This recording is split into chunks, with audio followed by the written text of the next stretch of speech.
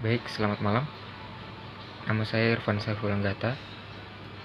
Di sini saya akan menjelaskan soal dari mata kuliah probabilitas dan statistik. Soalnya yaitu, sebuah observasi dilakukan terhadap sampel acak yang terdiri dari 8 kelurahan di Kecamatan Samarinda Hilir mengenai pendapatan dan pengeluaran terkait masalah kesehatan medis selama pandemi COVID-19 penduduk kelurahan tersebut selama tahun 2020. Ini adalah tabelnya.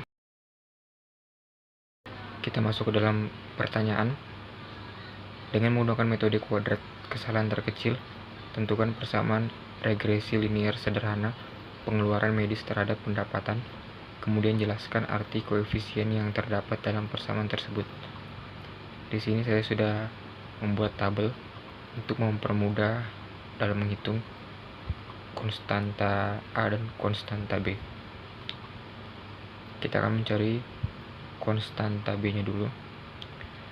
B sama dengan N dikali sigma XY dikurang sigma X dikali sigma Y per N dikali sigma X kuadrat dikurang sigma X dikuadratkan.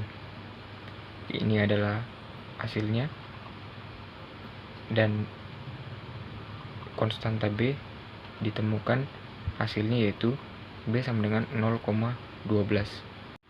Kemudian kita akan mencari konstanta A-nya.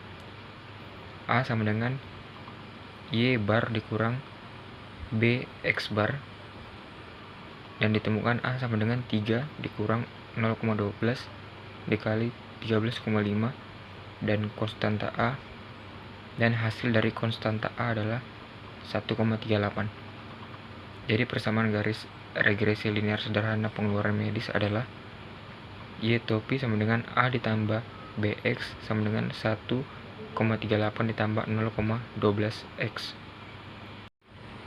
Baik, saya akan masuk ke pertanyaan yang B. Pertanyaannya adalah, lakukan peramalan berapa rata-rata pengeluaran medis penduduk suatu kelurahan yang memiliki rata-rata pendapatan penduduknya sebesar 5 juta rupiah per tahun.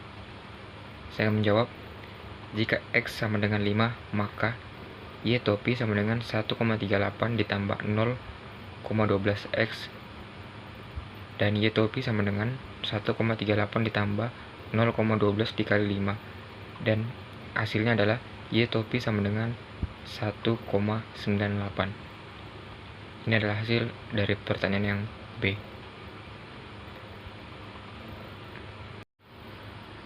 Sekarang kita masuk ke pertanyaan terakhir. Lakukan uji T dengan menggunakan alfa sama dengan 5%, kemudian tentukan kesimpulan pengujian koefisien regresi tersebut. Pertama-tama kita harus membuat hipotesis. Hipotesis 0 sama dengan pendapatan tidak berpengaruh terhadap pengeluaran medis, dan hipotesis 1, pendapatan berpengaruh terhadap pengeluaran medis. Di sini saya akan menampilkan tabel untuk mencari T hitungnya. Kita bisa perhatikan tabel berikut. Nilai X dan Y pada tabel berikut diperoleh dengan menggunakan rumus dan perhitungan seperti berikut. Misalnya dari kelurahan A sampai kelurahan H, itu semua diperoleh menggunakan rumus dan perhitungan sebagai berikut. Kita bisa perhatikan bersama.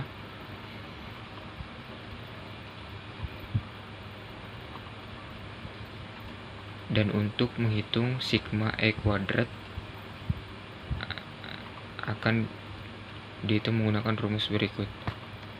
Sigma E kuadrat sama dengan sigma Y kuadrat dikurang B kuadrat dikali sigma X kuadrat sama dengan 3 dikurang 0,12 dikuadratkan dikali 162, dan diperoleh hasil sama dengan 0,67. Setelah itu kita akan mencari S kuadrat sama dengan sigma E kuadrat per N dikurang 2 sama dengan 0,67 per 8 dikurang 2, dan diperoleh hasil 0,11. Setelah itu kita mencari SB-nya, yaitu akar S kuadrat per sigma X kuadrat sama dengan akar 0,11 per 162 sama dengan 0,026. Jadi T hitung diperoleh sama dengan B per SB sama dengan 0,12 per 0,026 sama dengan 4,615. Dari tabel T dengan alfa sama dengan 0,05, maka 1/2 alfa sama dengan 0,025 dan derajat kebebasannya atau df sama dengan 8 kurang 2 sama dengan 6, sehingga diperoleh T tabel sama dengan T 0,025 dan df sama dengan 6, dan diperoleh hasil 2,447. Maka keputusan atau kriteria uji sama dengan, karena T hitung sama dengan 4,615 lebih besar dari T tabel 2,447, maka hipotesis 0 ditolak dan hipotesis 1 diterima. Demikian pemaparan dari saya. Kurang dan lebihnya saya mohon maaf dan terima kasih. Selamat malam.